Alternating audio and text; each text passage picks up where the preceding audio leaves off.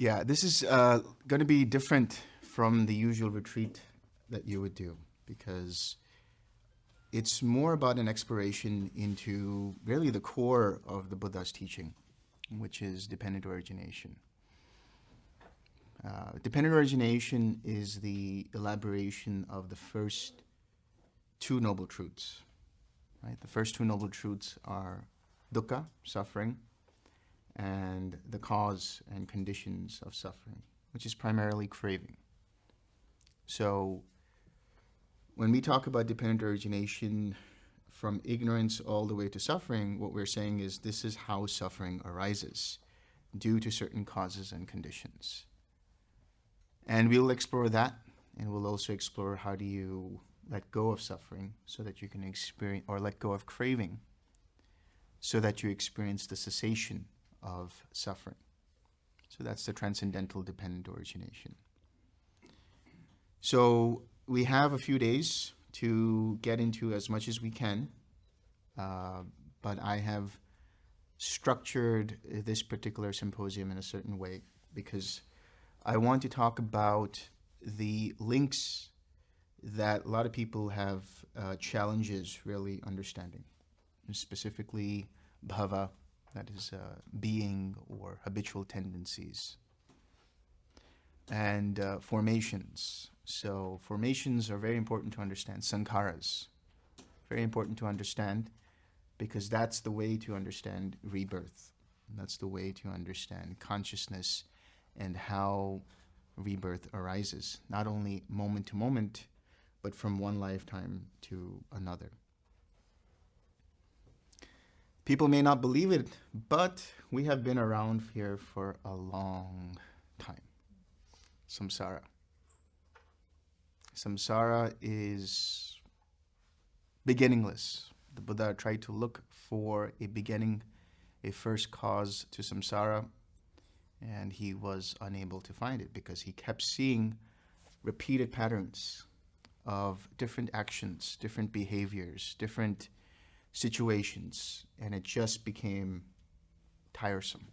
It was dukkha. So the goal for these few days is to really understand what are those conditions for samsara and how to let go of them and experience nibbana. Let's see if we can do it in 4 days. It would be a record. But at least you will have certain insights that you can take home with you to be able to explore them and apply them in your daily practice and daily life. So I'm going to actually read from a sutta shortly, but I just want to give you some clarity on what we're going to be doing in terms of the structure and then the meditation. So there is another meditation I want to offer you guys, and it is separate to loving kindness, separate to the Brahma Vihara practice that we generally do. Now, you're welcome to continue with the Brahma Vihara practice however you want to meditate, but I would encourage you to try this meditation that I'm going to show you and talk about now, and then we will do a guided meditation later this evening. So the reason this meditation came about is because it's rooted in the suttas, and I will be reading the sutta from which this meditation comes. But I want you to understand why I want to introduce this meditation, especially to you guys, because you have been meditating for quite some time, and all of you are having some experience with the meditation and other profound insights and so on. So the idea is that in Digha Nikaya 14, there is a section which talks about the bodhisattva who would become the Vipassi Buddha. And in that section, what it says is that he goes through each of the links of dependent origination. So he actually contemplates and understands, how does dukkha arise? How does jara marana arise? How does suffering arise? How do aging and death arise? And using his intuition, using his attention, he's able to go back and see all of the different causes and conditions, all the way up to consciousness, because he's only contemplating with this particular life. Like I said, when we talk about sankharas that have to do with rebirth, so he was only looking into this life. So he saw the cessation of those links. He saw the arising of those links. So first he said the arising. That was his profound realization that this is how suffering arises. And then he saw the cessation of that. And he said cessation. And that was his utterance from profound realization that this is the way to cease suffering. And then he saw the arising and the passing away. Once he understood this, he let go, and then he contemplated the 5 aggregates. The 5 aggregates are form, feeling, perception, formations, and consciousness. He saw that these 5 aggregates are dependently arisen. And that which is dependently arisen is subject to change, is impermanent, because you take away the causes and conditions that led to that, and that ceases. Seeing that these are dependently arisen and seeing that these aggregates are impermanent, he then saw that indeed these 5 aggregates are dukkha. They are tiresome. They accumulate suffering, accumulate karma. Indeed, they themselves are karma. The 5 aggregates are karma. We'll go into karma a little later, but once he saw that, then he realized that this is not me, this is not mine, this is not myself. This is the realization of anatta. The realization that this whole process is impersonal, that there is no controller here. Having seen that, it said that his mind was liberated from the taints. After seeing the conditioned, or conditionality, I should say, of these 5 aggregates, and then seeing the 3 characteristics in a certain way, he became disenchanted. That's the first part. He became disenchanted with the aggregates. That disenchantment led to dispassion. That dispassion led to cessation and the experience of freedom. So that's what we're going to be doing. That's the meditation that I'm going to describe to you. So what's happening here? The goal is that while you're learning about dependent origination, in tandem with that is the meditation on the 5 aggregates. So the insights that you receive from dependent origination will inform your contemplation of the 5 aggregates and allow you to let go on a deeper level. So we will be exploring the first 4 books in the series. We'll be exploring dukkha. Tomorrow we'll be exploring birth. We'll be exploring being, becoming, existence, bhava. Will be day after tomorrow. That's a big one, because that's really the vortex where all of the different links come together before it becomes the birth of action. So that one we're going to spend a whole day on. We'll see how much time we have, because there will possibly be some breakout sessions where everybody will get into groups and you will basically discuss bhava, and you will discuss different experiences of bhava, and you'll be given some kind of a worksheet that you can use, and I'll spend time with each of these groups, and then we'll come back and then we'll have a Q&A. After that, the following day we will discuss clinging, and clinging will be followed by basically karma and consciousness. So we will understand formations, we'll understand how consciousness arises, we'll understand how rebirth happens. This is very important to understand, because if you see rebirth and you start to let go of the factors of rebirth, you will let go of suffering altogether. You will let go of samsara altogether. Right?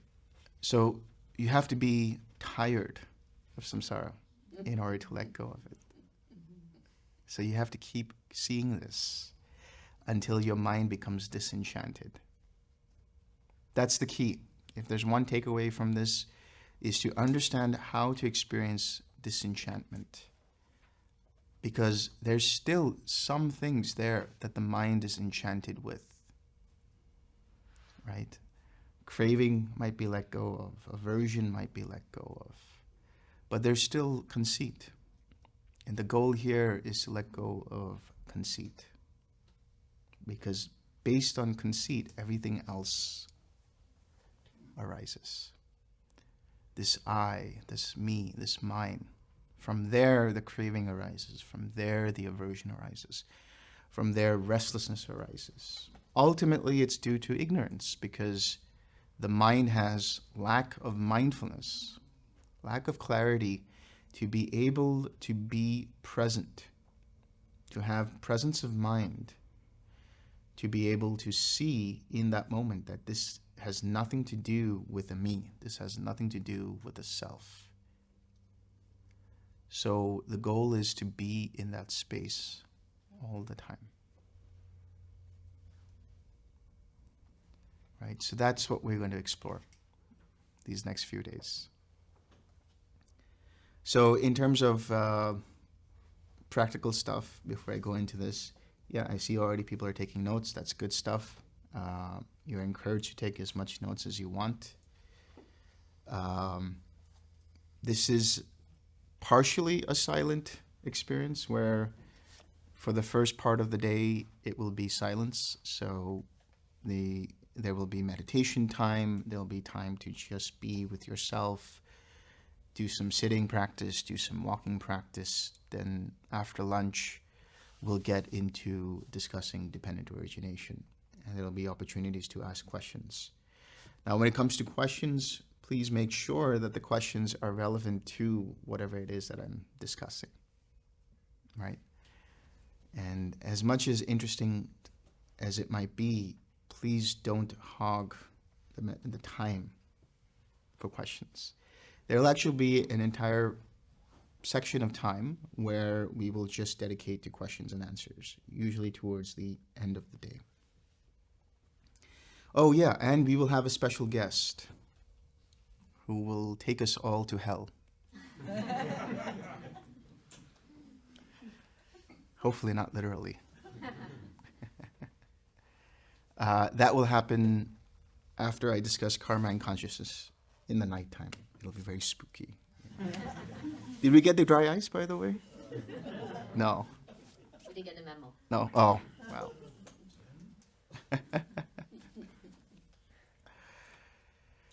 So, yeah, I mean, like any retreat, you guys want to be light. You want to be fun, be like little children, be playful, be joyful. Try to keep the conversations tied to the Dhamma during lunchtime and whenever you feel like you want to have little breakout sessions. Keep it oriented towards deeper and deeper understanding of dependent origination. That's what you're here for. So like I said, the practice, so I'll get into the practice now, the meditation practice. I'll do a guided practice later this evening, but just to give you the details. You will start out with some kind of object of meditation. So for everybody here, when I do the guided meditation, I will start with loving kindness. So you'll start with loving kindness for the first 10, 15 minutes to yourself. Let that keep going, and then you start extending it outward, pervading it to all beings in all directions. And as your mind starts to get quiet, then we will get into the contemplative stage of that. And then I'll guide you through each of the 5 aggregates, and you start to look for yourself. You don't look in the form of analyzing and investigating.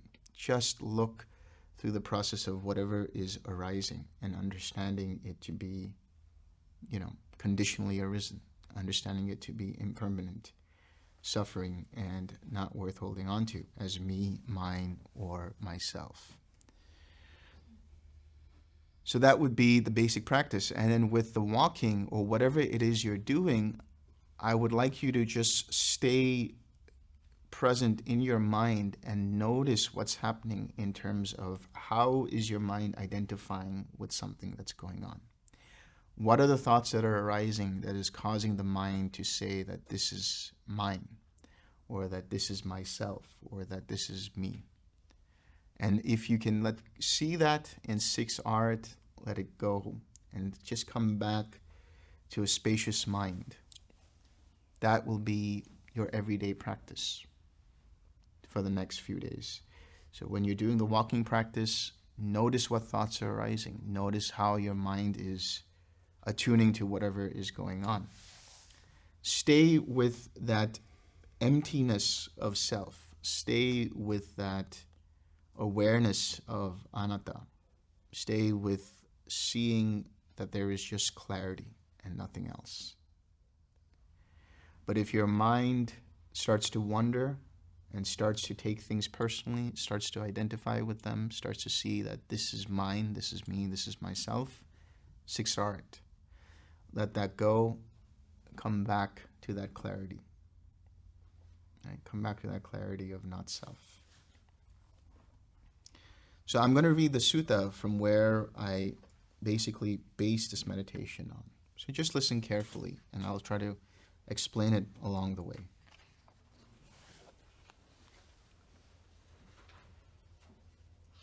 So this sutta is Majjhima Nikaya 147. This is the Chula Rahulo Vada Sutta, the shorter discourse of advice to Rahula. Thus have I heard, on one occasion the Blessed One was living at Savatthi in Jeta's Grove, Anathapindika's park. Then while the Blessed One was alone in meditation, a thought arose in his mind thus: the states that ripen in deliverance have ripened in Rahula. Suppose I were to lead him on further to the destruction of the taints. So the Buddha gathered that Rahula was ripe for deliverance, for freedom. So what is that freedom that we always talk about? What is the vimutti, as it's said in Pali? During the time of ancient India, it was already taken for granted that we've been here for many, many, many lifetimes, countless lifetimes. And the Buddha understood that, and he took it a step further, and he said, it's not some kind of incarnation that goes from one lifetime to the other. It is a set of causes and conditions that create karma and then create the conditions for that next rebirth. So that's why everybody is here in this world, in this existence, because of repetitive patterns of thought, repeated behavior patterns, repeated relationships, similar kinds of relationships, similar kinds of situations. And we just don't learn from them. And we still have to keep dealing with them until we learn from them. But the problem is, it's like that definition of insanity. Keep doing the same thing over and over again, expecting a different result. Right? That's rebirth. You don't know any better. That's the ignorance.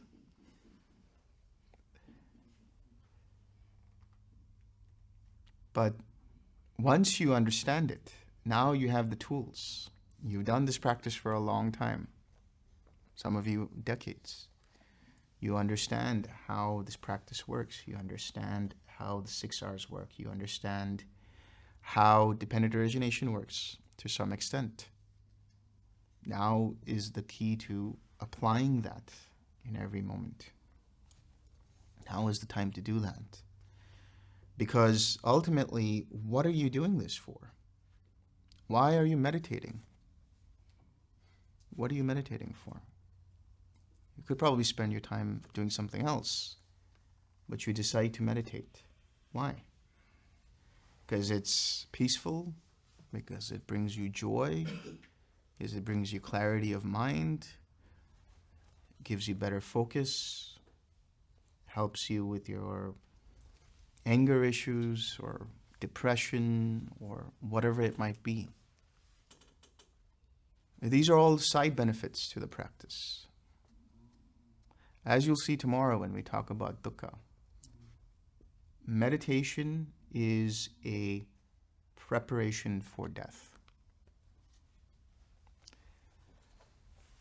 What has happened in rebirth is that over many lifetimes, during the time of death, during the process of dying, the mind forgets and takes things personally, starts to identify with them. And as a result of those formations coming up, the mind takes those personally, clings to them, and there is a further rebirth. What you are doing in the meditation is you are letting go of formations that are rooted in craving, that are rooted in aversion, that are rooted in conceit, that are rooted in ignorance, rooted in wrong view. You are recognizing those formations that manifest as hindrances, as unwholesome states of mind. And then when you let go of them, you are invariably letting go of the fuel that causes those formations to arise. And once you do that, you replace those formations with wholesome formations. Those wholesome formations are rooted in right view. Those wholesome formations are rooted in letting go, rooted in the path that takes you to the end of suffering. And the point is to keep doing that over and over and over and over until it becomes automatic.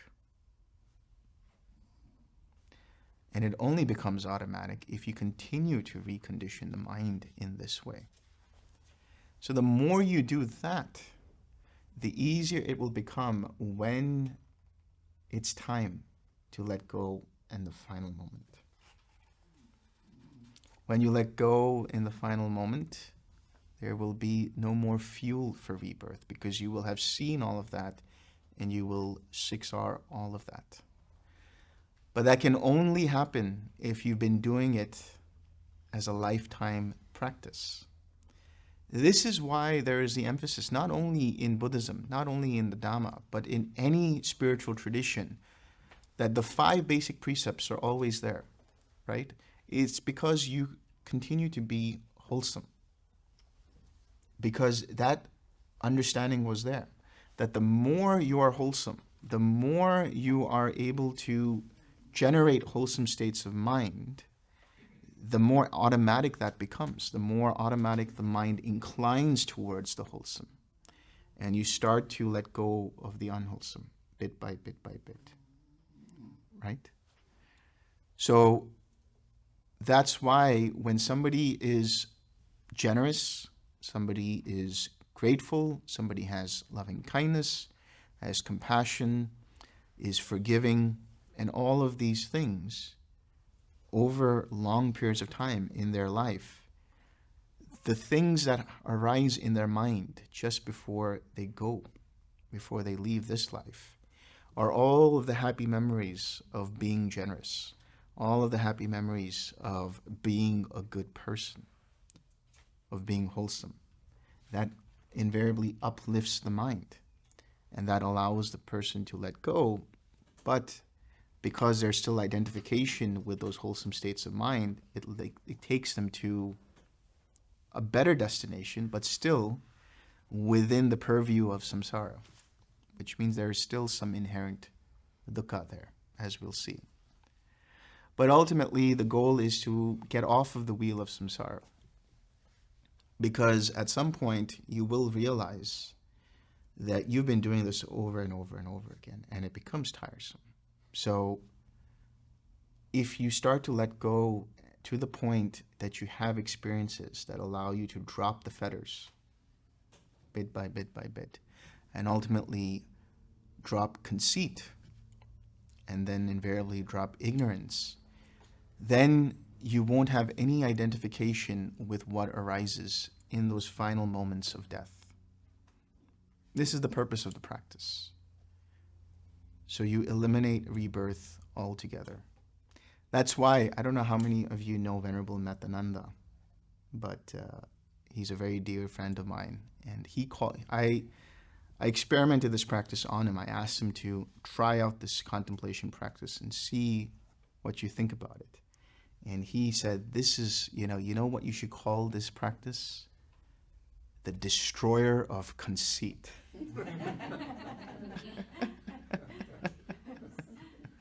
Or the conceit terminator. So with that understanding, you clarify why you're doing this. You're clarifying why it is you're practicing. All of the side benefits will be there. Your mind is wholesome, your mind is uplifted, you have joy, you have clarity, all of that. But then what happens? You have to come back again. Unless you let go of identifying completely.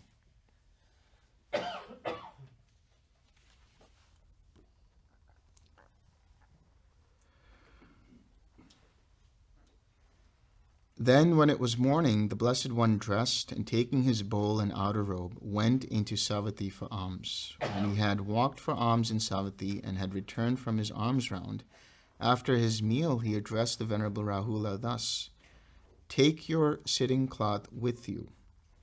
Rahula replied by taking his sitting cloth with him, and he followed close behind the Blessed One. Now on this occasion, many thousands of deities, devas, followed the Blessed One, thinking, "Today the Blessed One will lead the Venerable Rahula further to the destruction of taints." So before I go on, I also want to address this.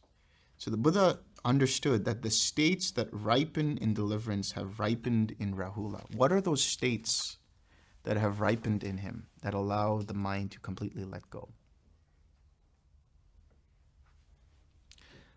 He has, the Brahma Viharas is for one thing. He has let go of many of the hindrances. He's let go of many of the fetters. The cultivation of loving kindness. Remember if any of you recall, if you've read that sutta, when he went to Sariputta, he asked Sariputta for meditation instruction, and Sariputta said to focus on the breath. But then the Buddha said, don't do that yet. First focus on the Asubha practices. So Rahula has had an extensive experience in different meditation subjects or objects.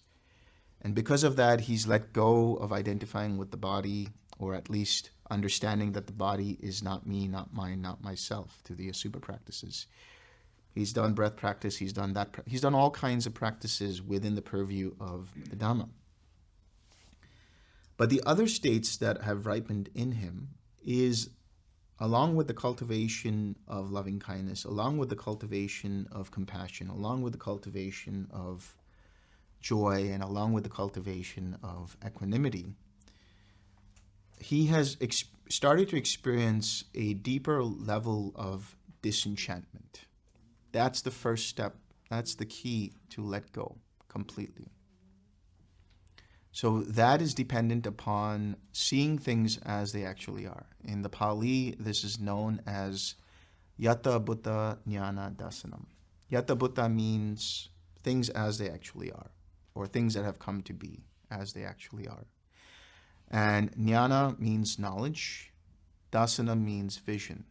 The ability to see and know things clearly as and when they arise. This is basically equanimity. Not liking, not disliking, not identifying. Just seeing things as they are in such a way that the mind doesn't get pulled towards them or pushes them away or takes them as me, mine, or myself. As a result of which, there is disenchantment. That disenchantment as we will see, is going to lead to dispassion, and that dispassion will lead to liberation. And I'll get into that more.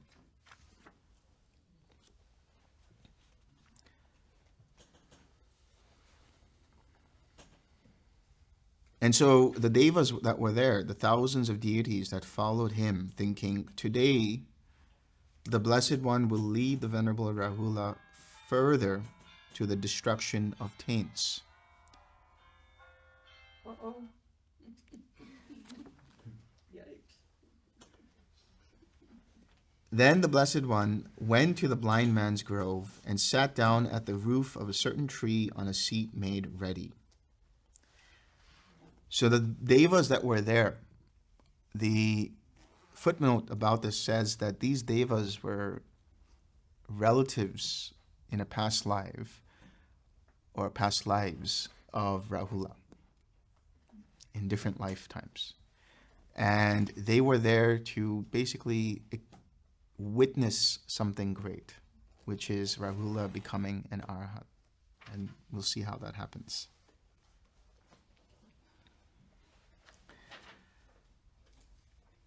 And the Venerable Rahula paid homage to the Blessed One and sat down at one side. The Blessed One then said to Rahula, to the Venerable Rahula. Now, this can be in the form of a questionnaire, so if you want to speak up when I ask this question. But more than just repeating or answering this question, understand why the answer is that answer. Rahula, what do you think? Is the I permanent or impermanent? Impermanent. Why is it impermanent? Because it arises and passes away. Yeah, but why does it arise and pass away? How does it? Causes and conditions.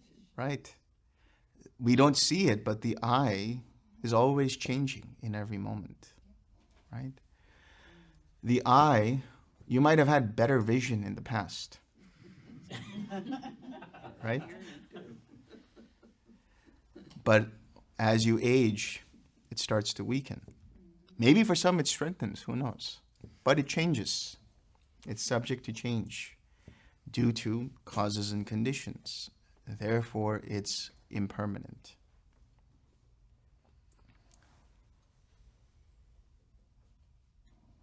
What do you think? Is the I suffering or happiness? Why? Because it's impermanent. Right. It's not long-lasting. It's not going to give you long-lasting happiness. The I itself, because it's arising due to causes and conditions, it is impermanent. And therefore, why would you look at it as a form of happiness? It's inherently going to lead to suffering at some point or the other. Even if in that moment it's pleasant, the fact that it changes is dukkha. Change is dukkha. Right? Large bills are not.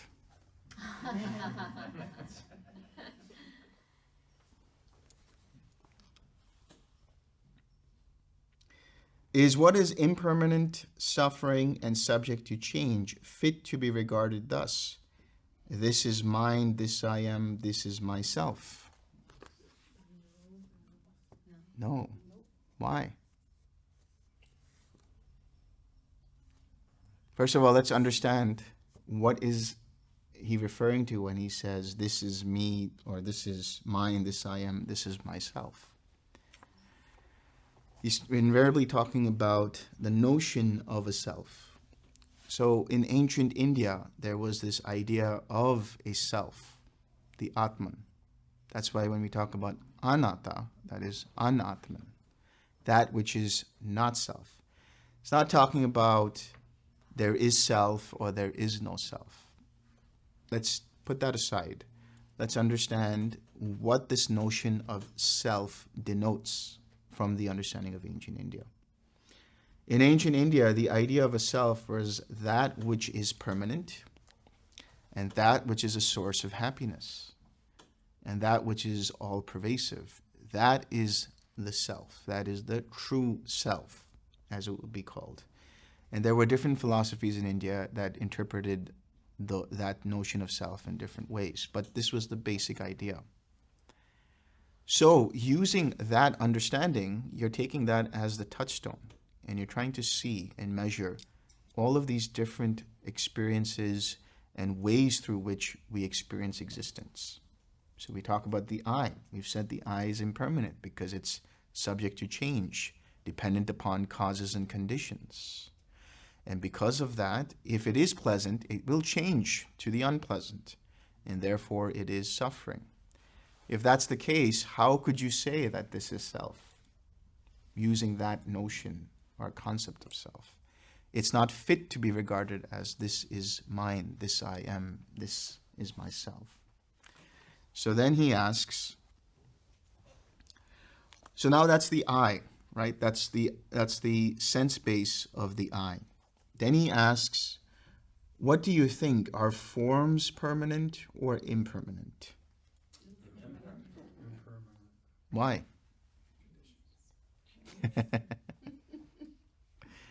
So the forms are also arising due to causes and conditions. Forms are made up of their constituents, right? You try to break down a form to its elementary level. You can't. It just keeps going deeper and deeper and deeper. Right? I take this bowl and I try to investigate it and look through a microscope, and it's made up of solid molecules. And then I try to penetrate deeper into those molecules and I see the atomic structure. And I go deeper into that atomic structure and I see all kinds of particles and subatomic particles and quarks and this and that. But I'm still not getting to the basic root of what it's made up of. The same with our bodies, the same with any form that you're experiencing. It's arising due to causes and conditions, whatever that cause and condition is. But it is creating a composite of what we interpret as form, as something. So you cannot break down anything to its most basic fundamental level and call that the self, because that is what is considered self. It is the all-pervasive foundation of all of existence, yet to be found. Now, is what is impermanent happiness or suffering? Suffering. Form is also suffering, invariably, because it might be great now. It might be awesome. You know, buying that new Tesla, you have that joy of driving that new Tesla. It's awesome. What happens 6 months later? There's a new Tesla, a new model out. And now you compare that one with the other, and now you always find fault in that Tesla that you own. You know, so any kind of form is subject to decay. All form is subject to decay. All elementary particles are subject to decay. Maybe at different rates, but they're still subject to decay. Because of that, they continue to change, because they decay, because they're not as new as they were when you first saw them or first experienced them. They are invariably suffering. So, is what is impermanent and suffering fit to be regarded thus? This I am, this is mine, this is myself. No.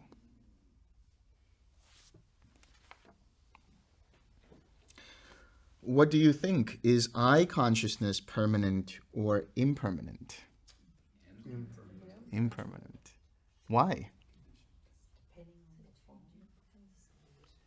So let's understand what I consciousness is, or any sense-based consciousness is.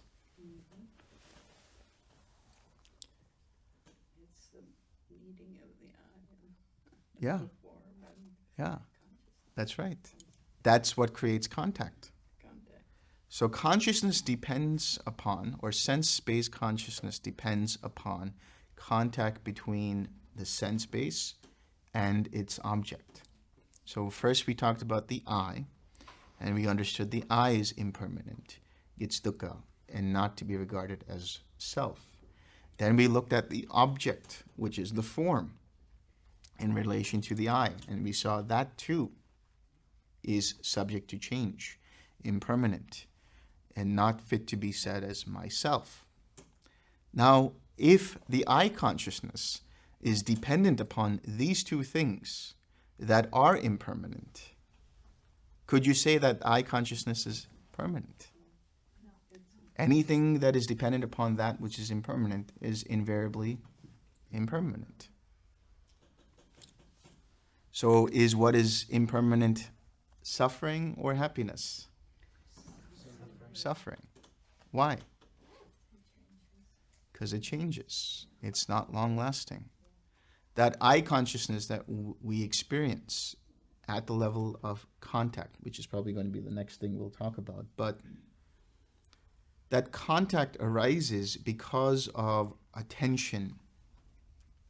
So we have what is known as nama rupa in the links of dependent origination: mentality, materiality. Materiality is this form, this body, right? That's the four states of matter: solid, liquid, gaseous, and heat. So the components that make up the mentality or mind are contact, feeling, perception, intention, and attention. Each of these represents the five aggregates: feeling for feeling, perception for perception, intention for formations, right? And through contact with the body is form, of course. But attention is associated with consciousness. Where your attention goes, there consciousness flows. So if your attention, now I snap my finger, your attention was on the sound. There was first the vibration in the air, that is the sound vibration, which made contact with the ear, and your attention to that gave rise to the experience of that. But if your attention was not on this and it was something else, even though it's there, the sound is there, your attention not going to it, there won't be contact with it. Which means, and you might have experienced this in your own sort of day-to-day routine or life, where for a moment you're watching the television or you're watching something, very enchanting and very fun and everything, and then there's a scene that happens and you're watching that, but then now your mind goes somewhere else. And like 5 minutes later, even though your eyes are on the screen, you're like, what happened? How did that guy come up? Because your attention went somewhere else. So contact requires these three things: the sense-based object, and the sense-based consciousness. But if the sense-based consciousness arises dependent upon the sense-based and the sense-based object, which are already known to be impermanent, then we know that consciousness is also impermanent. And therefore, being liable to change, not dependable, not fit to be said as this is me, this is mine, this is myself.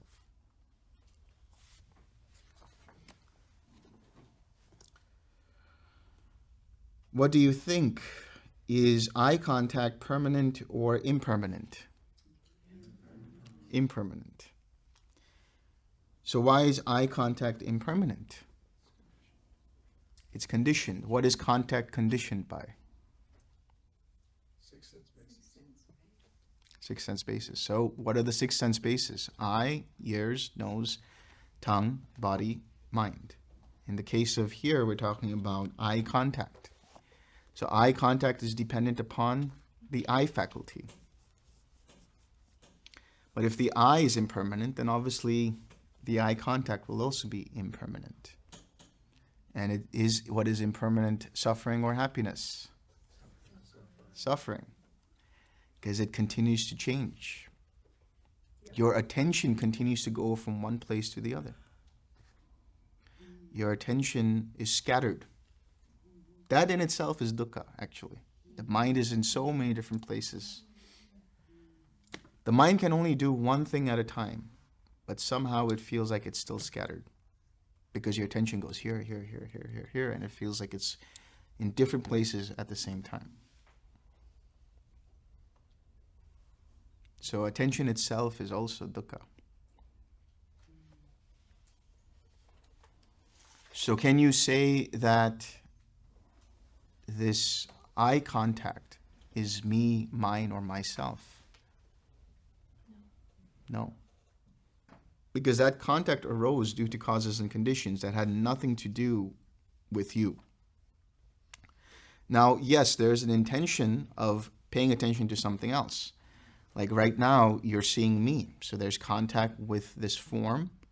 That is to say, your eyes are making contact with this form and the light is hitting, bouncing off, hitting your retina. And because there's awareness there, hopefully,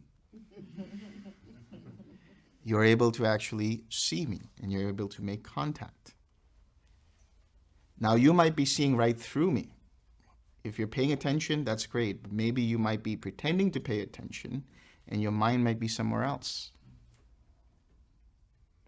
So that happens because of causes and conditions as well, where the mind wavers or the attention wavers. It has nothing to do with you. So it cannot be fit to be said as this is me, this is mine, this is myself. There's no controller there. So now he asks, what do you think? Are any feeling, any perception, any formations, any consciousness that arise with eye contact as condition permanent or impermanent? Impermanent. Because first of all, we already said the eye itself is being impermanent. But he talks about feeling, perception, formations, and consciousness. What are those? Aggregates. So what is the fifth? So we're talking about the four aggregates here: feeling, perception, formations, and consciousness. What about the form aggregate? What is that? Formations. I'm sorry. I'm talking about the form aggregate. Form aggregate. Here in this case, what is the form aggregate he is implying? The sense base. Yes. Didn't hear that. Yeah. The question was, so we talked about feeling, perception, formations, and consciousness. Those are the four aggregates. What about the aggregate of form? What is he implying there? He's talking about the eye itself. So the eye here is the form aggregate. And dependent upon that, the feeling arises, the perception arises, the formations arise, and consciousness arises. What is feeling? Feeling is translated from Vedana. Feeling is basically any experience that you're having. So feeling arises dependent upon contact. You take away the contact, the feeling goes away. Same thing. Right now, your eyes are making contact with this form, and there is attention there. There's an awareness of that, and arising from that is the experience of seeing, the experience of seeing me. If you turn your head away, right, and you look at that piano, now the piano is the form, is the sense-based object. And the eye is making contact with that sense-based object, and there is an awareness to that. Which means what happened? The seeing changed, the feeling changed, the experience changed. You were first experiencing this, and now you're experiencing that. Your attention changed, the contact changes. So, if that's the case, could you say that the feeling or the seeing of one thing is permanent or impermanent? It's impermanent. It keeps changing. All experience keeps changing. What is perception?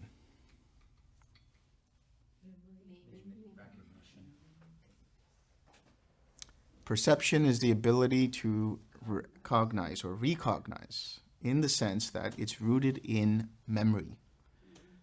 Whatever you've experienced before. I think all of you have seen me somewhere, right? At some point or another. So you can recognize that this guy here sitting on this table is Delson. So you're putting a name to what it is that you are seeing, what it is that you are experiencing. Now, for some of you, that's a pleasant experience. For some of you, that might be a painful experience.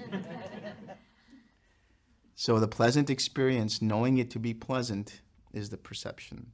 Knowing it to be painful is also perception. Feeling can have a quality, but the quality that you project onto it, or the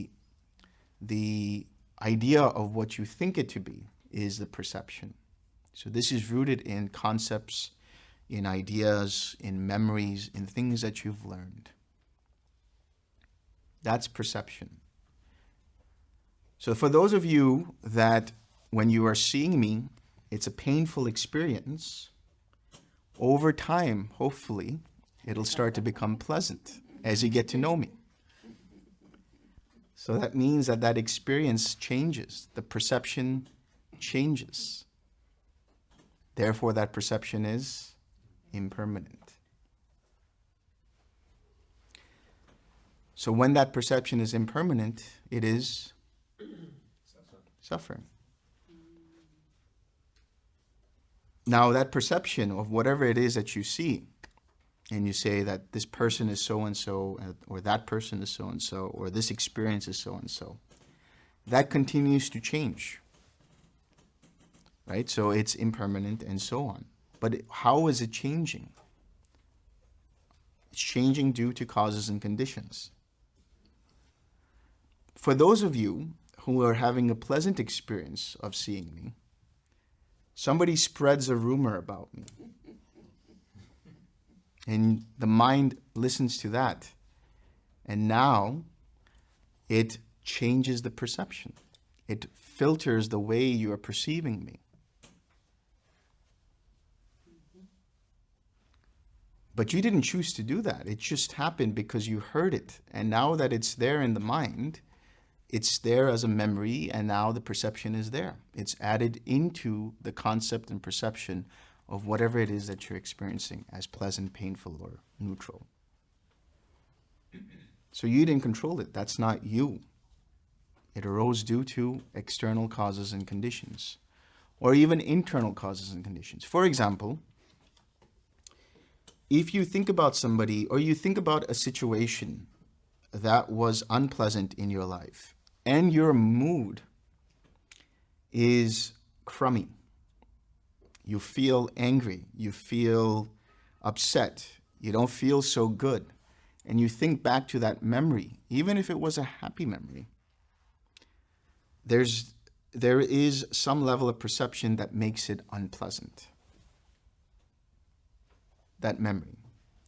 But you look at that same memory, or let's say that memory was sad initially. That memory was unpleasant. Maybe it was something that hurt you. Maybe it was the loss of someone, the loss of a relationship, or whatever it is. But if you're in a happy mood and you're in an uplifted mood, and you go back to seeing that same unpleasant experience or that unpleasant memory, the mood conditions the way you perceive that memory. So instead of being spiteful and hateful, you look at that and you're more forgiving about it. That's the whole point of forgiveness, right? You look at whatever the experience was, whatever the person did, whatever the situation was. Initially, you were holding on to it, and you had all kinds of negative, unwholesome ideas about it. But through the conditioning of forgiveness, you start to let go. And that same person, that same situation, that same memory, no matter how painful it was, is now no longer a source of internal pain.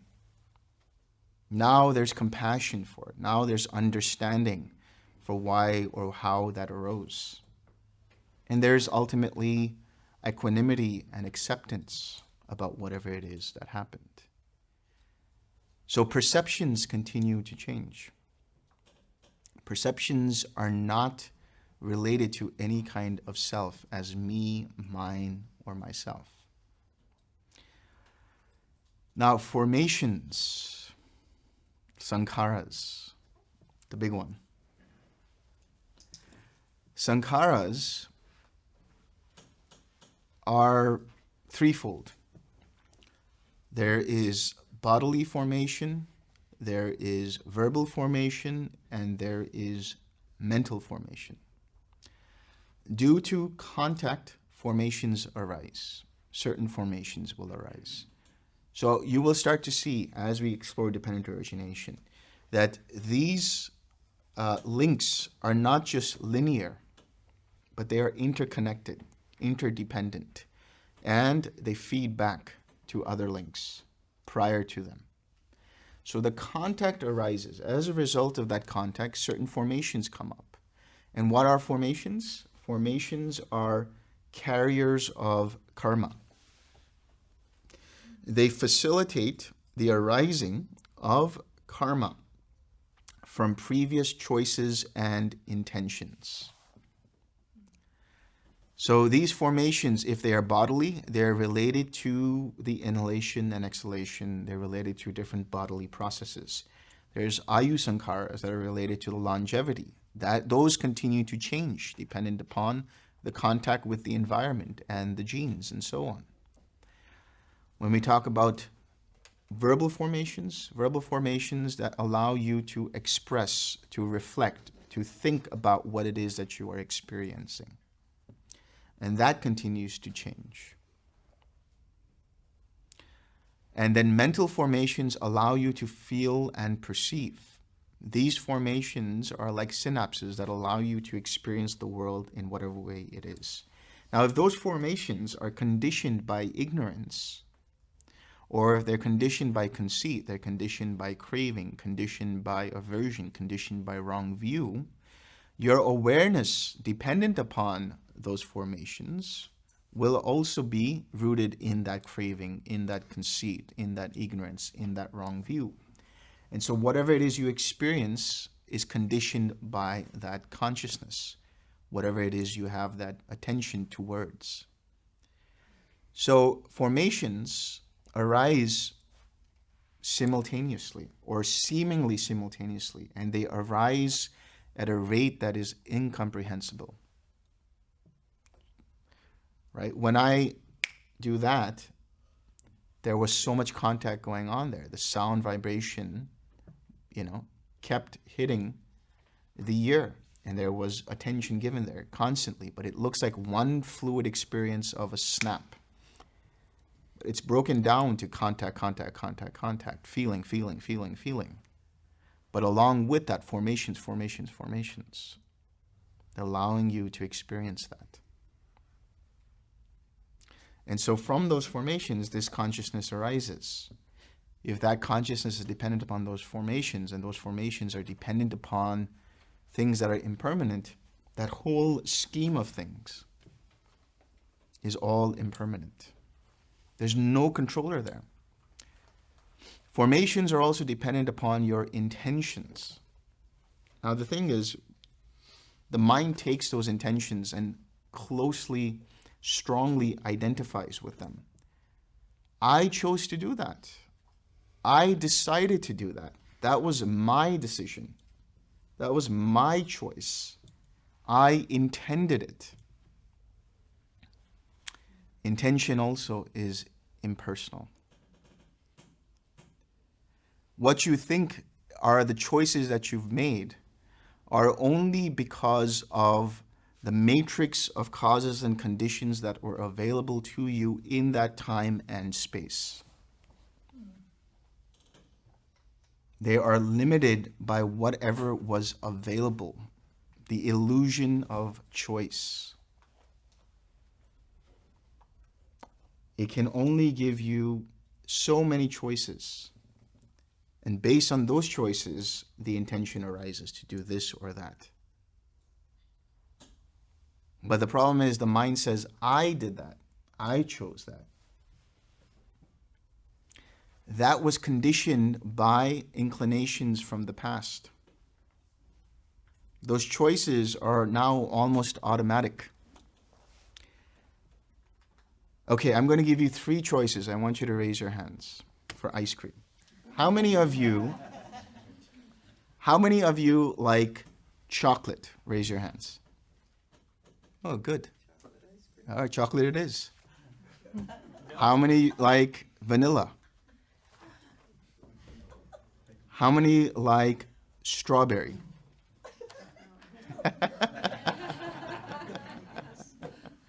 But guess what?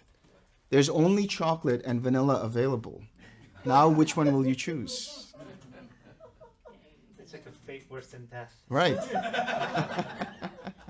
But you are limited by only those choices.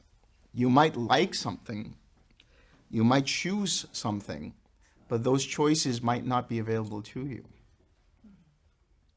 So your intentions are not you, not yours. They have been conditioned by previous choices, conditioned by previous experiences. Why do you like strawberry ice cream? For whatever it is. You have an association with strawberry ice cream. There's, you have an idea that strawberry is better than all the others. Whatever it might be. Pleasure contact over and over. That's over right. again. It's continuing to associate pleasure with whatever that experience is. So it's not a free choice that you're doing. It is conditioned by pleasant experiences. You will always choose whatever seems to be the most pleasing to that sense base. So, in all seriousness, so it's possible that what I take to be my preference, my favorite, has also been conditioned by my prior lifetimes, where perhaps Yeah. I also had this particular inclination, and this just carried on. And I think I developed it in this lifetime to like strawberry, and I'll give some story of my psychology, but in reality it goes even farther back Yeah, than that. absolutely. It's not personal. It's not personal. All the choices you made in your life are all dependent upon just previous iterations, previous experiences. Right? So formations are dependent upon choices, and choices are dependent upon formations. Intention is dependent upon formations, and formations are dependent upon intention. So is intention part of consciousness or it is? It's separate. It's its own separate thing within the mind. So in the 5 aggregates, intention fits somewhere With formations. with formation. So all of the choices you've made up until this point have been determined or conditioned by previous formations. And the formations that arise, continue to arise due to choices that you make in the present moment. That's basically karma. Whatever intention you have, that gives rise to certain formations that carry forward the effect of that karmic choice.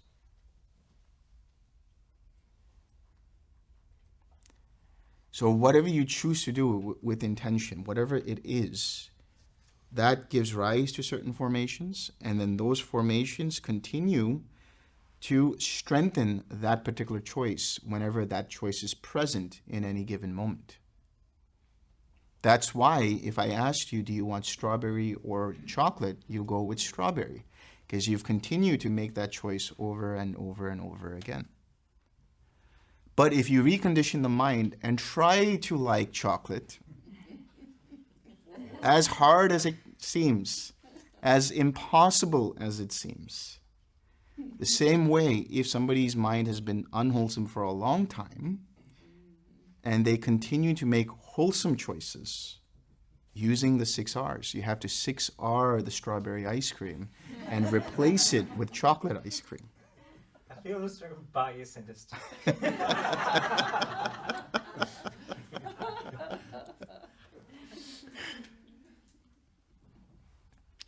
And so the consciousness arises dependent upon those intentions as well. Same with formations. The consciousness that arises is dependent upon those formations. And so the Buddha goes over the same thing with the ear and sounds, with ear consciousness, with ear contact, with any feeling, perception, sounds, and consciousness. Same with the nose and odors, nose consciousness, nose contact. Any feeling, perception, odors, any consciousness that arises with the nose contact. Same with the tongue, same with the flavor, same with tongue consciousness, same with tongue contact. Any feeling, any perception, any flavors, any consciousness that arises dependent upon that tongue contact. Then he goes with the body, with tangibles. By the way, when we talk about the body, we always think about it in terms of external. But there's a lot of stuff that's happening internally. But there's no attention given to it, even though it's happening. But our attention is always towards the external in terms of what's happening here. Do I have knee pain? Am I having a bodily pleasurable sensation? That's always external.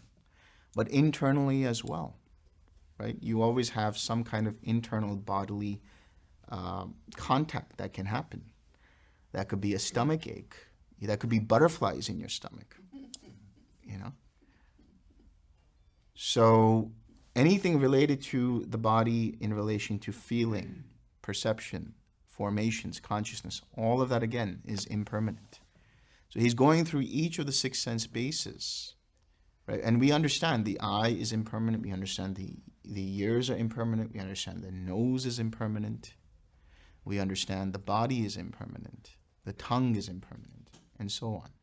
Likewise, everything that depends upon those sense bases, the contact with those sense bases, the feeling, the perception, the intentions, the choices, the decisions, the formations, the awareness, the consciousness, whatever it is, all of that is impermanent, liable to change. Therefore, not worth holding on to as me, mine, or myself.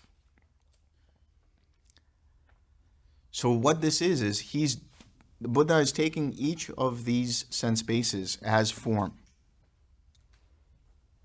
And then he's saying, okay, that's the form aggregate. The eye, the ear, the nose, the tongue, the body, and even the mind.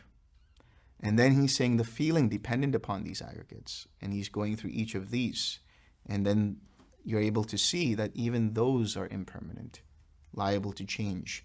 Therefore, there's no me, mine, or myself in that. Same with any kind of perception related to it. Same with any feeling related to it, with any consciousness related to it. So all of these are seen as just conditionally arisen. So once he goes through that, then he says,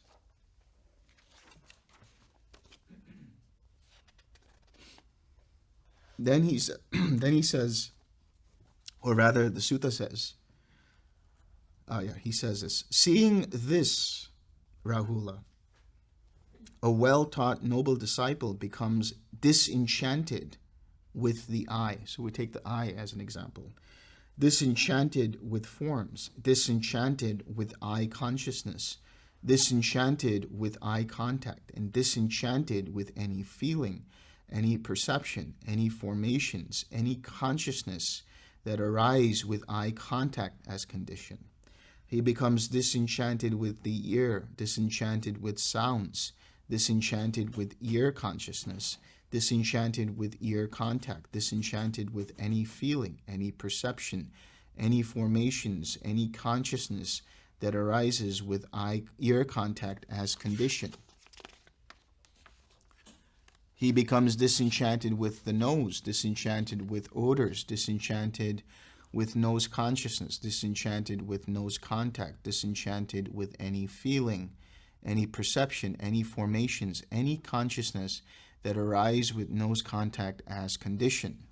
He becomes disenchanted with the tongue, disenchanted with forms, disenchanted with tongue consciousness, disenchanted with tongue contact, and disenchanted with any feeling, any perception, any formations, any consciousness that arises with tongue contact as condition.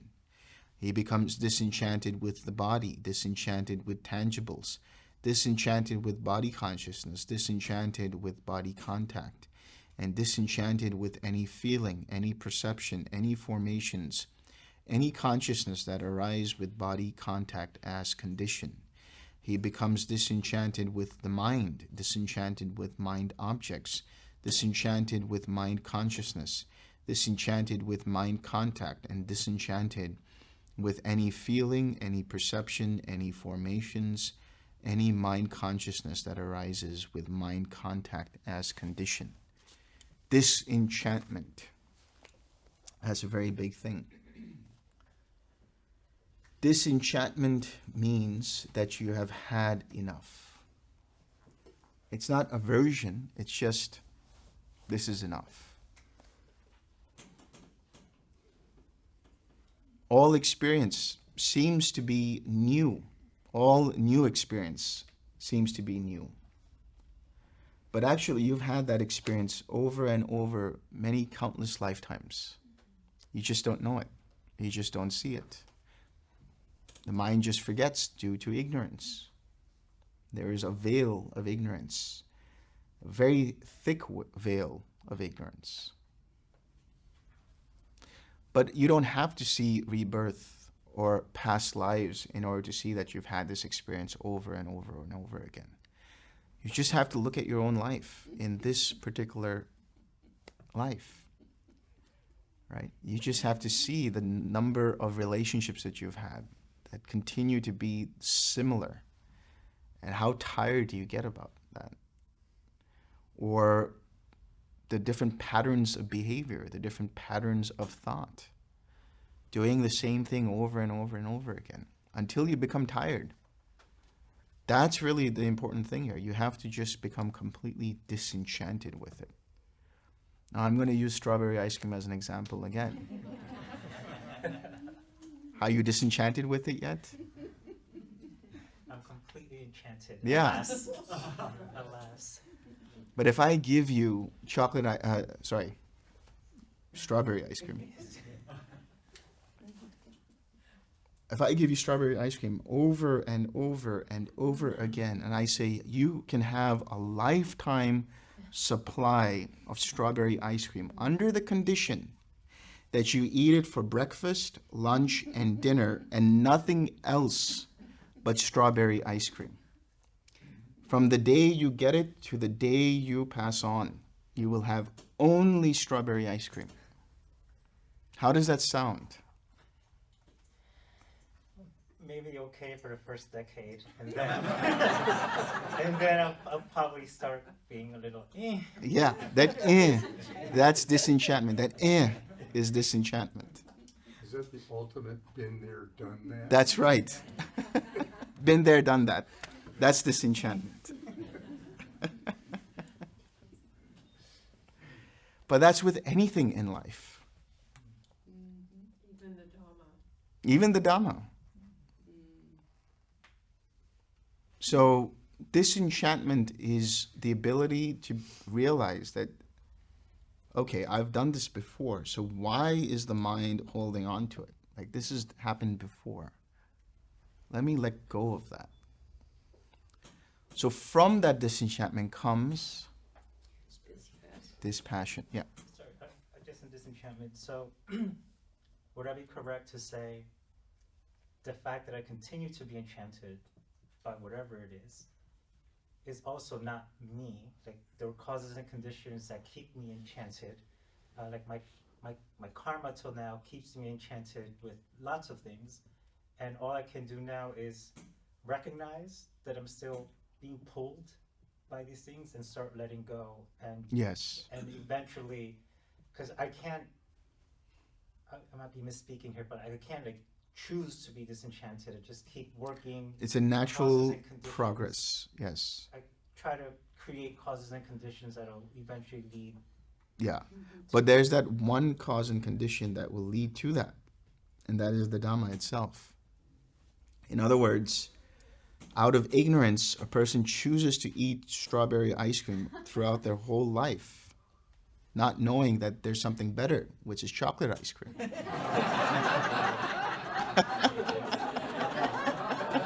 Okay, I can't. I just can't. Bully.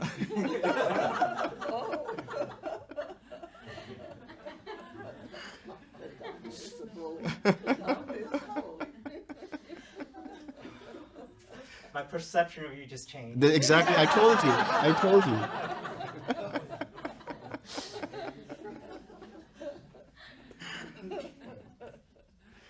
So, in the same way, that's exactly it. The Dhamma allows you to see, oh, there is a potentially better way of dealing with the situation, rather than having to repeat it over and over and over.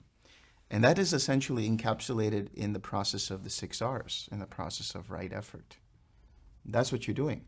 So you will be utilizing the 6 R's when you do this contemplation practice of the 5 aggregates, because there will be moments where the mind gets distracted, and you just have to 6R and come back to the clarity of, this is not me, this is not mine, this is not myself.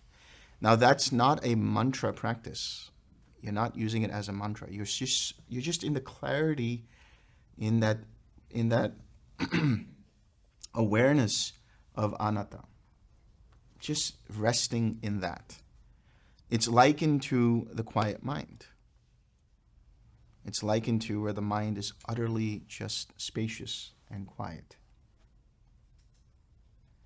So, this practice can lead you into 3 things, one of 3 things, or depends upon what causes and conditions are present. But starting to see the characteristics of each of these 5 aggregates through this contemplation practice, it will take you all the way to nothingness, because you start to see the emptiness of all things. It can take you to quiet mind, where the mind just bypasses neither perception and non-perception, and it's just utterly quiet. Or it could take you to the signless state, where the mind basically experiences the gateway into cessation, the 3 gateways. Right? You might be familiar with this from a previous talk, but that is understanding through the process of impermanence that nothing is actually worth holding on to. All objects are essentially impermanent. So the realization of the 5 aggregates as being impermanent, the mind lets go of a sense of an object. That's why it's called the signless gateway. And seeing that it is ultimately suffering, each of these aggregates, the mind gravitates towards the undirected contact or the undirected experience, the undirected gateway, which means basically trying to intentionalize something will ultimately prove futile, because it's just going to lead you to suffering at one point or the other, because it either changes or because the causes and conditions aren't present for it to sustain it for that long. And finally, the voidness or emptiness, because you start to realize that all aggregates and all experience is empty of any sense of self.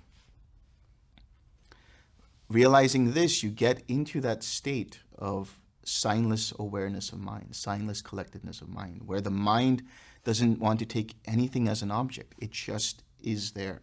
That's it. And ultimately, that's going to take you to, in that moment, the destruction of conceit. Any formations that are rooted in that conceit of this is me, this is mine, this is myself, goes away, and there is then cessation.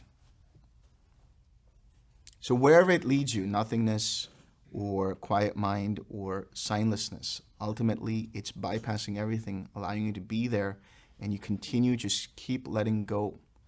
Are you taking anything as an object of identification? Notice if that's happening and keep letting that go. Keep relaxing it. Keep relaxing it until everything ceases. With What's the difference between the quiet mind and the The quiet mind and the nothingness. Well, in the nothingness, there's equanimity over there. So the mind is, but there's an awareness of nothing. And quiet mind is like mind is just like landed on itself. And there's just quietness there. So nothingness, I'm saying nothingness in terms of a jhana or a state of mind. But the object there would be primarily equanimity, let's say. But even that equanimity and nothingness goes away in quiet mind. It's just mind on mind. It's just awareness. That's not the same as signless. No. Because the awareness is directed towards something in quiet mind. It's directed to itself. Still a sign, yeah. But in signless, the awareness is not even directed to itself. When you see it, you'll see it. When you don't see it, you You, don't see it. that's right. So when you have the experience of suffering, wouldn't there be a presence of craving at each of these sense doors? That's a very good question, because what can happen is you see the suffering and the mind wants to pull back away from it. And it has aversion towards it. But if you identify and you take the pulling away personally, then that's aversion. But if you see, oh, this is a gateway to drop it in that moment, then there's no craving there. Because I was saying, it seemed like with the feeling, that would be present with each event of the aggregates. Yeah. So it would be a very powerful aggregate in the sense that Yes. it would be present. It would be present in each of those aggregates Yes. as an experience. Yes. Absolutely. Absolutely. But the key there is not to allow the mind to attach sense of self there. As soon as that happens, then the aversive quality comes up. But if you see it and you're like, okay, you just drop it, then you're good. Thank you. Don't have to hate it. You don't have to hate it, exactly. So, Delson, can I answer? So another way to say this is that we're taking the impersonal process personal, right? And the impersonal process is the links up until feeling and perception. mhm, Craving begins the personalization, right? Clinging, bhava is that habitual tendency which gives birth of action, which is the sankhara, right? When that birth of action takes place. yeah, And the quality of that is dependent, like on, if it's an unwholesome state you're in, when you personalize, you will continue to generate these bad karma. Right. Right? So the arahant still experiences feeling and perception, but nothing more. right, So eventually, there's still old karma, but there's no new karma. right, But that still plays out. But it just keeps feeling perception, nothing, feeling perception, nothing. that's right. So, and that's the Mini Sutta in the Majjhima Nikaya with Rahula in it. And the title is always great. Yeah. And I like this one. But so when I heard disenchantment, when I read that, that's not necessarily the personalization part of it, right? That's right. That's just I'm just tired, you know. Yeah. I'm Yeah, really- but you're not personalizing that. As soon as you personalize it, then you're identifying with it, and then there's aversion there. That's why even, let's say, when you're meditating in a usual retreat, and the mind has all these formations coming up in quiet mind, for example, and the mind sees that, and it thinks it's tired of it, but because it's pushing away, there's a quality of aversion. So it's not about pushing it away. It's just tired that, okay, all of this is coming up, like, you know, and then you see there's no controller here. That's the key. You need to make that jump, which happens naturally and progressively. You see that dukkha, that is, it's tiresome, leads to the understanding that this isn't really me. This has nothing to do with me. It's just an impersonal process. Taking things personally is an impersonal process. That's right. That's right. But that's what would make it unpleasant. You know, the Yes. feeling of personal, Yes. like cold, Yes. hot. Exactly. One person's sense of cold might be refreshing and a relief, but for another person, it's like, I hope it stops getting cold. You see the difference is like one person can say it's pleasant and crave more for that cold, and another person can push it away. It's this pull and push that goes away at disenchantment. So you're in a sustained, like it's cold. Yeah. You know, it's like you forgot your sweater or Right. whatever it is. And you know, it's lasting a kind of a long time. You just have to keep not minding. Yeah. Yeah. That's right. Disenchant. Or can one not mind just by not idea, like, oh, it's only cold. Yeah.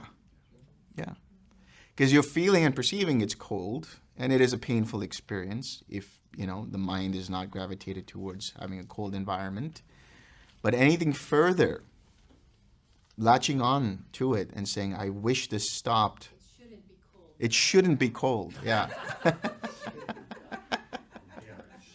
it be cold? That's right. Just coldness. Yeah. And that actually is equanimity. That's the Yatta Bhuta Jnana Dasanam. Okay, it's cold. That's the reality of the situation. And being disenchanted is being unaffected completely. That leads me to dispassion.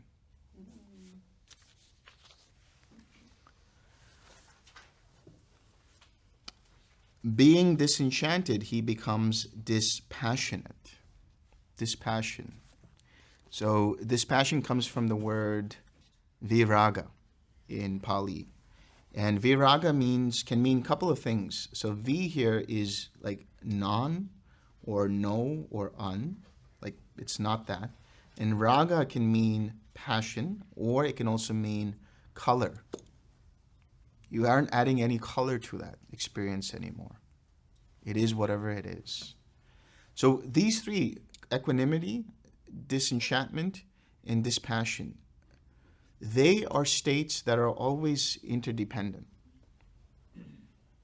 So you need to start with the equanimity in order for you to deepen into disenchantment. And once you get tired of it, in the sense that, okay, I've seen this, been there, done that, that's enough.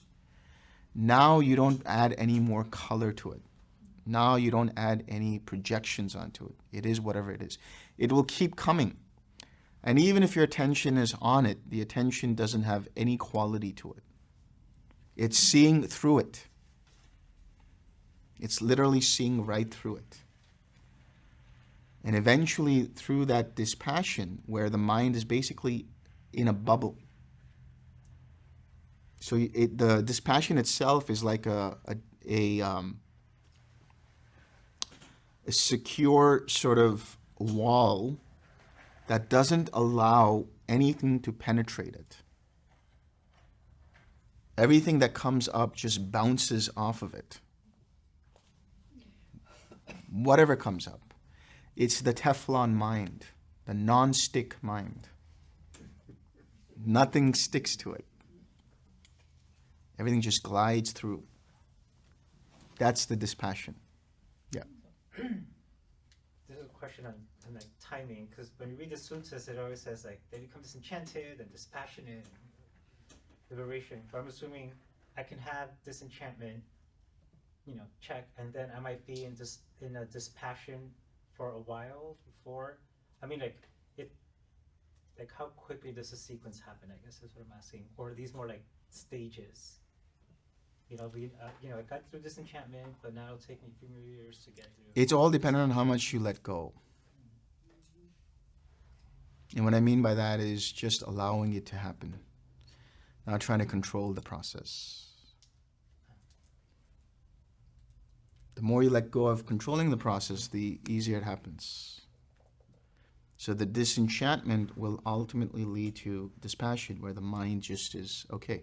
So what that means is you keep relaxing further and further and further. That's all. So you say that equanimity, disenchantment, and dispassion are interdependent. So you're saying then in each mind moment, you could go through all three of them. Absolutely. Absolutely. It's just a matter of how long they're sustained by your ability to remain collected. And as you go deeper, you see it at a different level. Yes. With those three That's right. aspects of the mind. Yes. Yeah. but at the end of the day, you're still here. You know, you're, if I was less familiar with what we're talking about, this would sound very nihilistic. Yeah. You know, like we're still here, we're still engaged.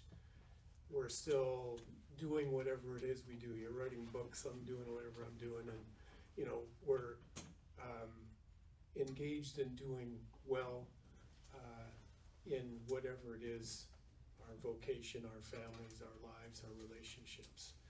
So the dispassion, the disenchantment aspects of it are, how would I describe it? I mean, you kind of in some ways become ChatGPT, you know. You can very objectively describe what you are. Well, tell me what it is then, because the description of disenchantment and dispassion is it's a great way to go and live in a cave if taken literally. So how do you, using yourself as an example, write the books that you write with the passion that's evident in the writings that you produce, while at the same time maintaining dispassion and disenchantment in the process? So the books that came out, like the books that are available, did you tell them about the books and everything? Yes. Okay. They came out through dispassion. In other words, there was no desire to write the books. It just came out because causes and conditions were right for that point in time. So dispassion is not nihilistic. Dispassion is actually very efficient. Passion gets in the way and creates all kinds of projections where when you're interacting with the world, there is an agenda there. There's a motive. There's like, I have to do this. This has to be done. Whereas dispassion is, it's okay whatever is happening. And you're able to be like a chameleon and like a snake and move through the world in a way that allows you to be at peace with whatever is happening. Right? Nowadays, I'm being pressured to finish the books, but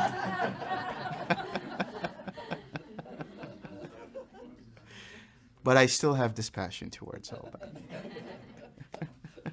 Not procrastination. You got me.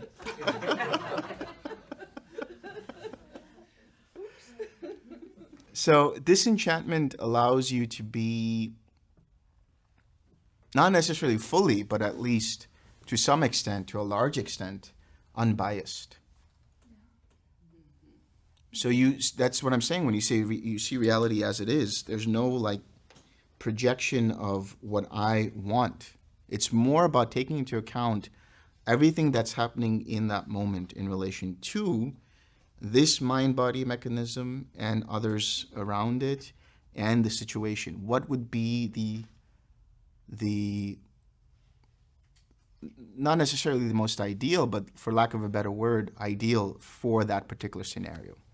That way, the mind is very efficient in whatever it needs to do. That's the way to look at it. Yeah. That brings up the factor of intention. And you can set your intention to finish your series, but when the conditions are right, that's when you're going to do it. So it makes me ask, does Chat GPT have intention? Not yet. Not yet.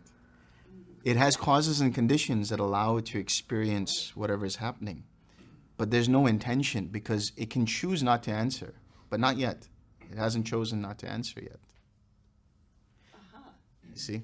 So, And it, yeah, Because it just doesn't stop. yeah. I didn't hear him. That's why it hallucinates. That's why It hallucinates. it hallucinates. So, but the question is, can you put intention into that thing? Ah, Because that might be what separates us from that. that's right. Because that's when then we're getting into sentience and karma. Yeah. Then we're getting into the definition of what is a sentient being. Exactly. We're moving way ahead, guys, but Are you gonna address control issues? yes. Who is putting that intention in, and therefore, whose intention is it? Right. Well, yeah, that's what you have to Yeah. Then there's God, right? Huh? Then there's God, if someone puts intention in and it's making intentions now. Yeah. Right. Well, I don't know, whose intention is it? Right. How can it causes be, and conditions. how can it be sentient without Vedana? I mean, isn't that the key link? And without senses and without the feeling, contact feeling, No, it doesn't need Vedana for it. It needs craving for it. but isn't it to trigger the craving, it needs Yes, of course. sensation? Of course. But so far, AI doesn't have any craving in it. 'Cause it has- Doesn't mean it's an arhat, guys. Please understand. Let me make sure you understand that. The problem with AI is that it will never experience the joy of strawberry ice cream. That's right. So it'll never have feeling, sensations, perceptions, and craving. That's right. So, yeah, but whose intention is it? That's a good question. The intention is arising because of prior choices, because of prior causes and conditions. You cannot say that there is a first cause there, because as soon as you say there's a first cause there, what caused that? So, The intentions of the person putting the data. that's right. I mean, in the case of AI or in the case of ChatGPT, what we're talking about is the controller here is a person who's inputting certain kinds of data points there. And then, yes, through machine learning, it's able to then take all that information and create some kind of an answer. That's exactly what our minds do as well. But there's intention there. I wonder if the creator, the intention of the AI exponentially creates karma. We will get into that. But see, for me, I am seeing and I know I am seeing. The AI, even if it does things, it doesn't know it is doing it. Right. It doesn't have the Self-awareness. of the self-awareness. And Yeah. so even if it starts controlling things, I don't think it can still be considered as having, Yeah. you know, Sentience. Yeah. essentially. Yeah. All right. So we've gone on different tangents here. Let's come back. So we're talking about dispassion, right? So from that dispassion, he says, through dispassion, his mind is liberated.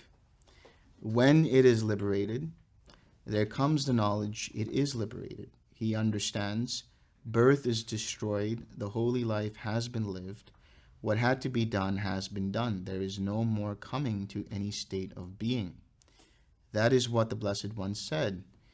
The Venerable Rahula was satisfied and delighted in the Blessed One's words. Now, while this discourse was being spoken, through not clinging, the Venerable Rahula's mind was liberated from the taints. So now, before we continue, it is liberated. What is liberated, right? The mind is liberated. Through dispassion, the mind is liberated. Liberated from what? What are the taints here?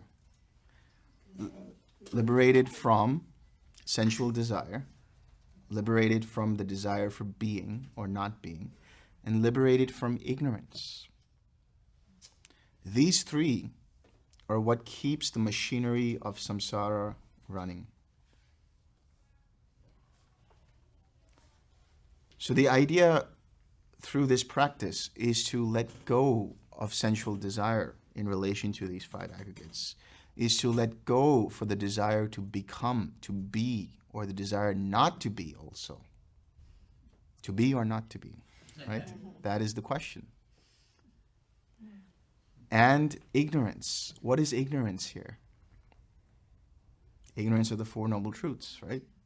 Not understanding what is suffering, not understanding that there is suffering, not understanding what are the causes and conditions for that suffering, not understanding that this suffering arises due to taking things personally, due to craving, due to aversion, due to clinging, becoming, and so on. Not understanding and experiencing the fruit of the practice, which is nirodha, the cessation of suffering. Not being able to experience, even in a moment, as you siksar. Well, first of all, if you do siksar, then you don't have ignorance in that moment. So not siksaring is basically ignorance, right? Not being able to cultivate the path, not utilizing the 6 R's, that is ignorance.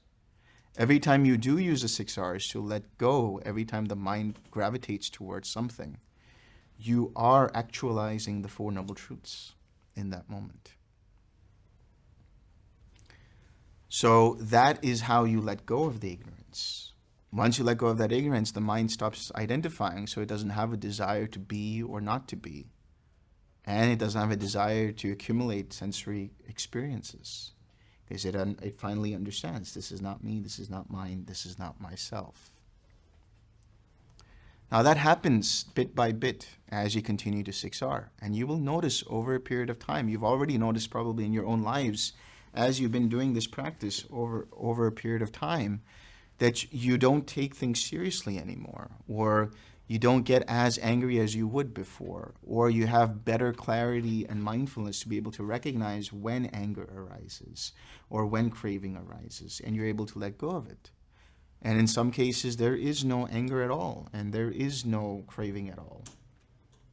Completely gone, not even one little seed or inkling of that happening. But there's still identification somewhere or the other. So that identification process is what we are working with by letting go of that with this particular practice, with this particular contemplation meditation. So it's liberated from that, and that can happen at different stages, right? Within the stages of stream entry, once returner, non-returner, and then finally arahatship. And so when he says that his mind was liberated from the taints, there also comes the knowledge of that liberation. But that knowledge of liberation, right, so liberation here is not only referring to arahatship, it's also referring to stream entry. It's also referring to sakadagami. It's also referring to anagami. Because you are liberated from the fetters, or you're liberated from the tightening of those fetters in the case of the sakadagami. And there comes the knowledge, which means you look back and you say, wow, yeah, I have let go of that. I don't experience that anymore. That knowledge is there. That's very important to have. But in the case of Rahula, he understood birth is destroyed. What does that mean, birth is destroyed? No more rebirth from one lifetime to another, but no more birth of action rooted in identification. No more birth of action rooted in craving, clinging, and becoming. The holy life has been lived. What had to be done has been done. He's 6R'd enough to where he doesn't have to 6R anymore.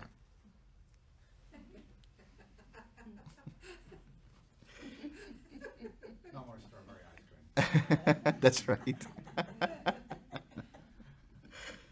There is no coming to any state of being. There's no desire to be or not to be. There's just there. Whatever is happening is happening. Doesn't mean he becomes like a machine. Doesn't mean that he becomes an AI.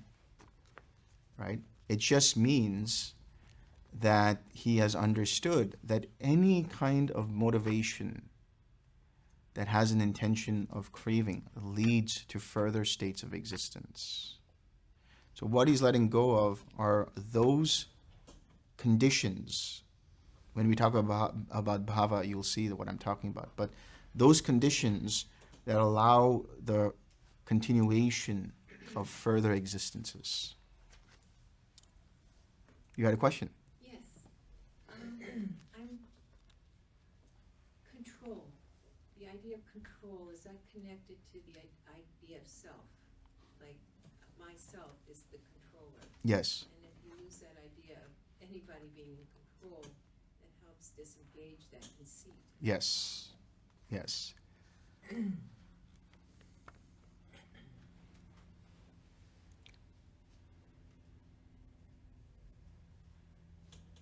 There's three things the Arhat can't do or won't do. Won't control, won't defend, and won't become. Because the mind has let go of all notion of trying to control the situation with some kind of motivation, personal motivation from there. Has let go of any desire to become something and to defend. What is there to defend? You say something to an Arahant, however mean it is, he or she has nothing to defend. They've seen right through all of that. There's no defense mechanisms anymore. So you're liberated from all of that. You're liberated from all of that neurosis and psychosis and all of that stuff. Disentangled.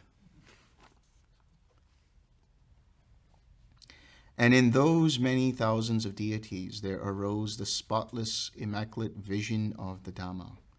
All that is subject to arising is subject to cessation. Stream entry. Those devas became stream enters upon hearing, when they heard this discourse. Any questions? That story had a happy ending. I did, yeah. Yeah. Relative to karma and causes and conditions, I'm trying to understand, rebirth and causes and conditions. Can you talk a little bit more about that? Sure. That was supposed to be day 4, but I'll talk about it now. Well, No, in the context of what we've been talking yes. So just give me a little bit more in terms of your question, about. because It seems random, causes and conditions, but they're not. So it seems random. In the absolute sense of reality, taking away the sense of self, taking away all of that, what is going on there is an intersections of different kinds of conditions happening. So it seems like it's random because you can't really control those intersections.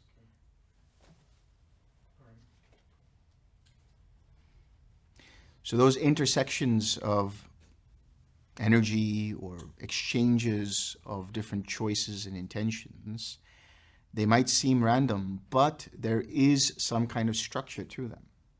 It's not like, because if it was totally random, you would go beyond the scope of strawberry ice cream and chocolate ice cream.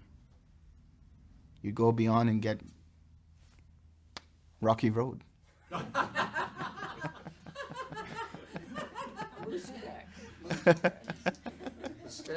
Pistachio. Now we're going into something else, completely random. Now we're just talking crazy. So there is structure to it in terms of it's within the limitations of whatever causes and conditions are present. But those causes and conditions can be created by the intersections of those energy exchanges of karma. But that karma, again, causes and conditions, causes and conditions. And those causes and conditions go back and Yeah. So, just to pick up on this, so is that akin to like when people say, everything that's happened in my life has led to this moment, Yeah. right?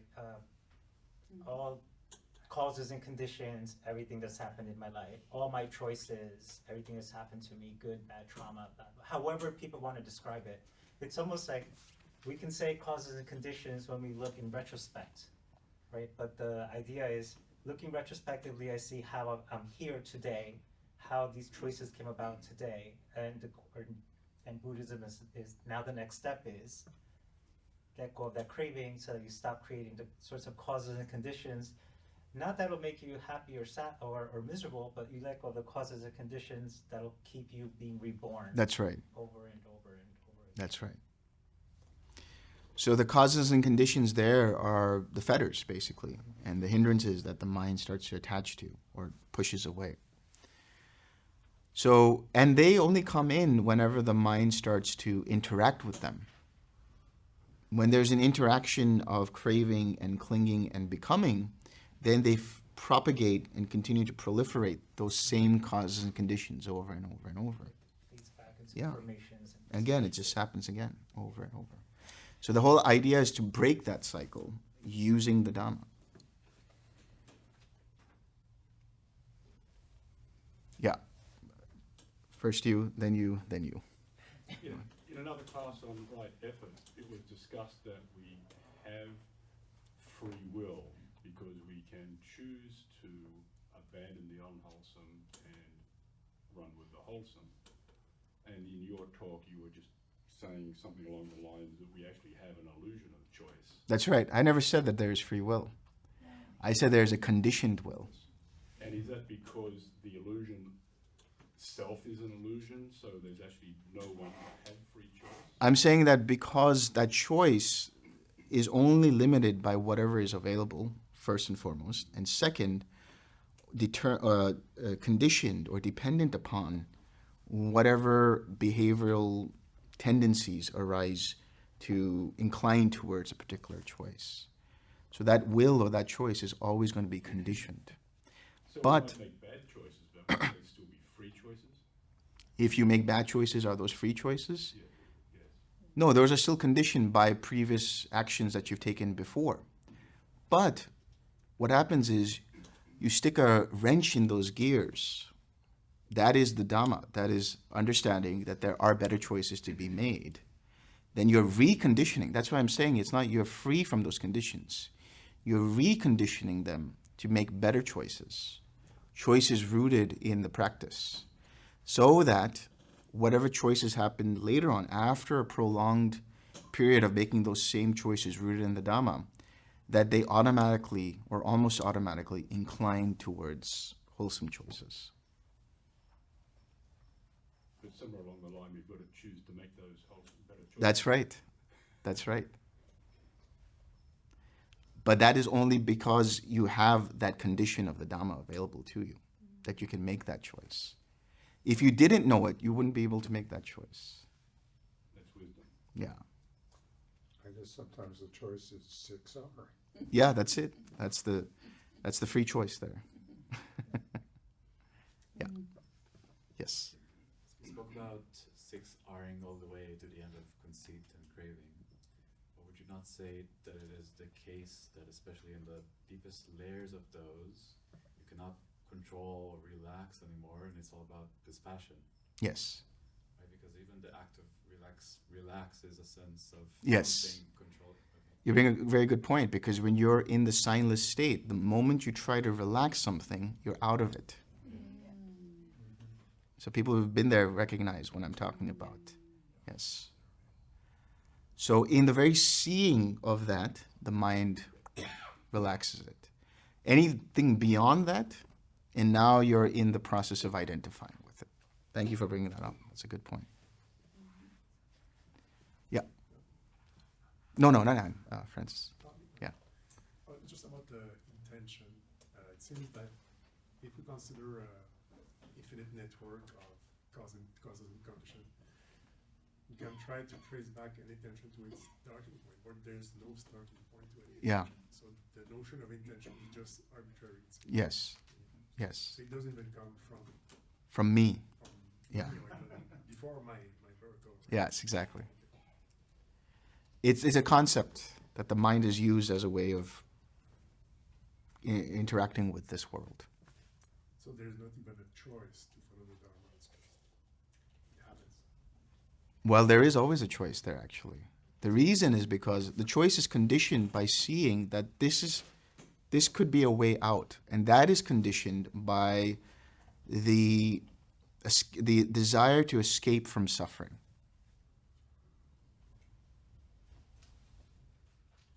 But that desire is conditioned. Yes.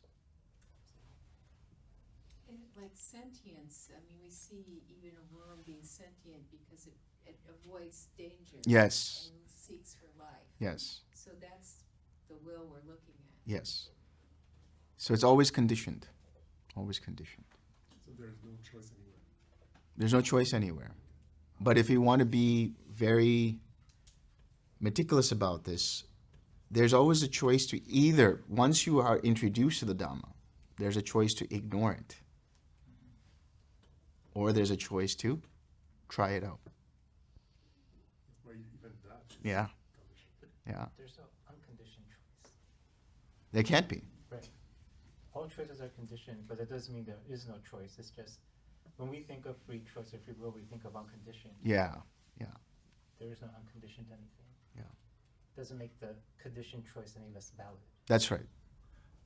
I think some of the confusion is that we lapse into a philosophical understanding, and the Buddha was talking just strictly phenomenology. Yeah.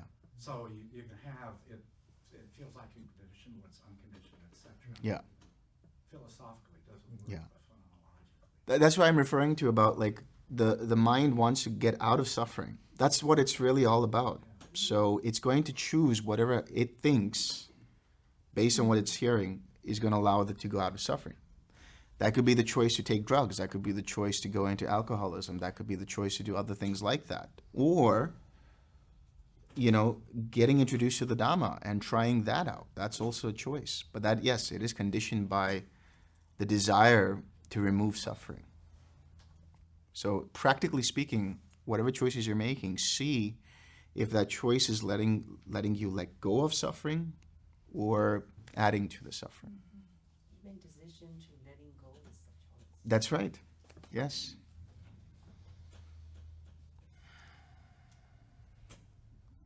That was a good first day, I think. Will we be sharing merit? Yes, we will. Do we have the sheet to share merit? I don't think we have this printed out. Okay, well, let me try my best. You guys are going to have to help me, so. May suffering ones be suffering free, and the fear-struck fearless be. May the grieving shed all grief, and may all beings find relief. May all beings share this merit that we have thus acquired for the acquisition of all kinds of happiness. May beings inhabiting space and earth, devas and nagas of mighty power, share this merit of ours. May they long protect the Buddha's dispensation. Sadhu, sadhu, sadhu.